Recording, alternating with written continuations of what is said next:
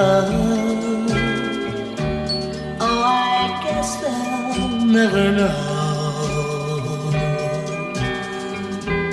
how a young heart really feels and why I love her so. And they called it puppy love just because we're 17.